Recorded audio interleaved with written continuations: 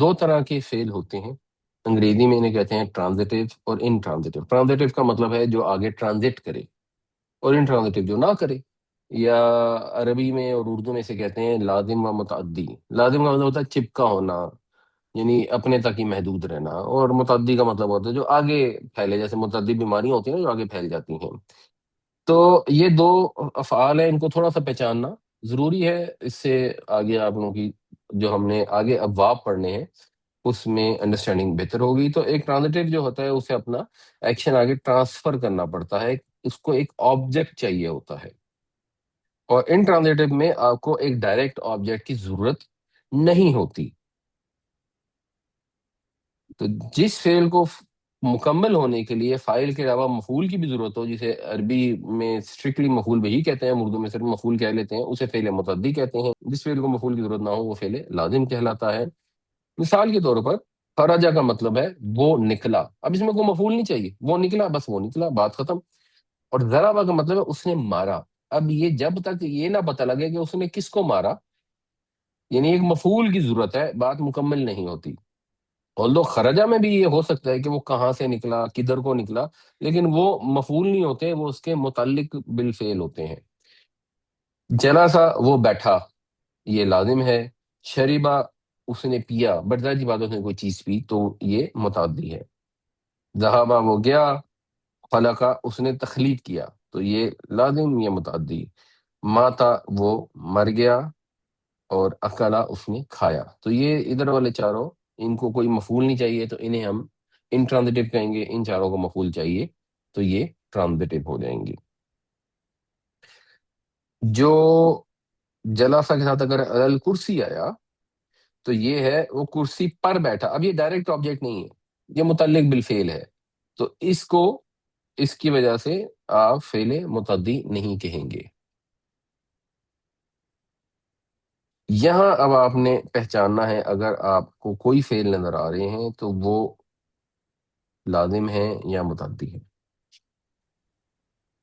جاؤ، جاؤ، جاؤ، یہ کیا ہے؟ ٹھیک ہے، جاؤ کیا ہے؟ وہ گیا اپنے باپ کے پاس۔ وہ آئے ہے، یہ وہ وہ نہیں آئے، ہے، اشاوتن، اشاتن ہے۔ نہیں، عشاء تو فعل ہی نہیں ہے نا، اچھا، سوری۔ عشاء تو اسم یہاں ہے۔ متعدی ہے۔ جب کہاں جاؤ ہو سکتا آئے، ہے روتے ہوئے آئے۔ اب پیرنٹلی سے میرا خیال ہے آنا جو ہے نا یہ متعدی نہیں ہے، آنا لازم ہوتا ہے، بس وہ آیا۔ اب ویسے ہی یہاں یبکون ابا روتے ہو ہوئے اس کے مفعول کے طور پہ استعمال ہوا ہے، مگر یہ شاید یہ نہ بھی ہوتا تو یہ جملہ مکمل ہوتا۔ اس کے علاوہ کوئی ہے؟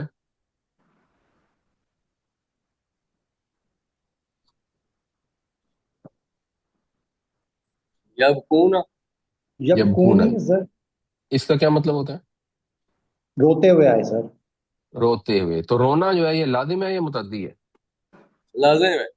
لازم ہے، اس میں کوئی مفعول نہیں چاہیے، رونا تو بس رونا ہے۔ اچھا جی، اس میں کچھ ہے؟